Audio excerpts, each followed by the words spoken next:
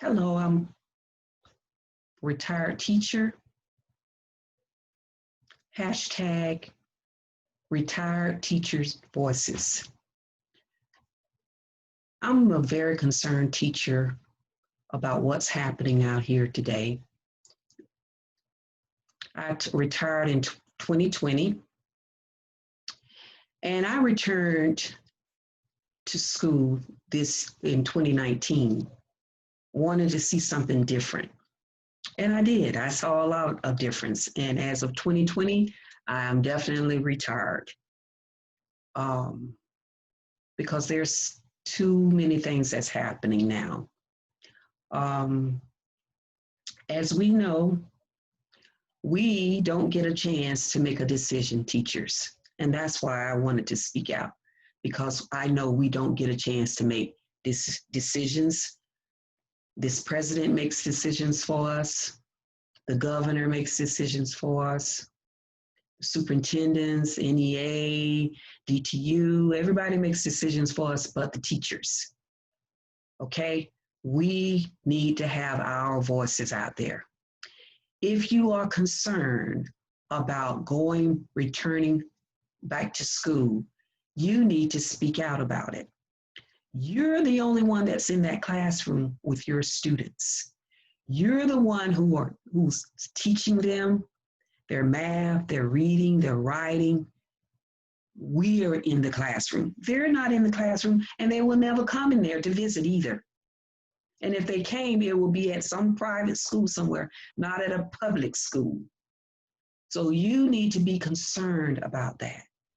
I'm concerned for you. A lot of times when they come out with plans, they always decide on what we're going to do with our IEPs or our PMPs or our Saxons or DRAs or iReady scores. And they come and tell us everything that we need to do. Then we do it. And then they come back in and they change it. And then we have to change it. It's just like when the mouse wanted milk, then he wanted a cookie, then he wanted to go back for a cookie, then he wanted milk. Just change stuff over and over, back and forward, and then they have to start all over at the beginning again. And guess who has to have to do that? The teacher. It falls back on us. Our letter grades, everything falls on the teacher. And teachers, I am concerned because I want you to be concerned. I don't see a lot of teachers out there voicing their opinions. I guess because I don't know if you're fearful of voicing your opinions, but you have to be in the classroom. You have to be in there with students. What's going to happen if you need to be out, if you get sick? Who's going to come in your classroom? Are they going to shut the class down? Are they going to have subs to come in to sub for your class? If they find out why you're out sick, I don't think they will. So I think you need to be very concerned on how things will be handled when you return to school. I don't know the plans. What I'm thinking that the dates need to be moved back some. They can start school next year. Now that could hamper a lot of parents because I know they're concerned with working, but you're talking about a life. And when you die, you're not coming back. You're gone. So I'm concerned. And a lot of teachers are older now. They are older. Teachers, I heard somebody say teachers are between the ages of 35 and 45. No. Teachers are a lot older than that in the classroom. Like I said, I retired, and I'm a lot older than 45, trust me.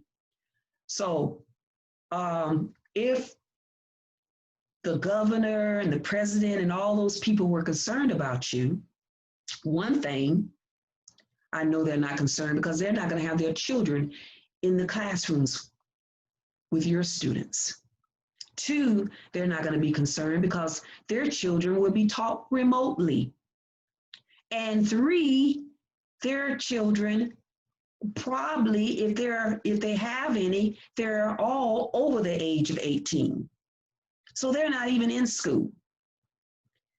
Teachers, you have to be concerned.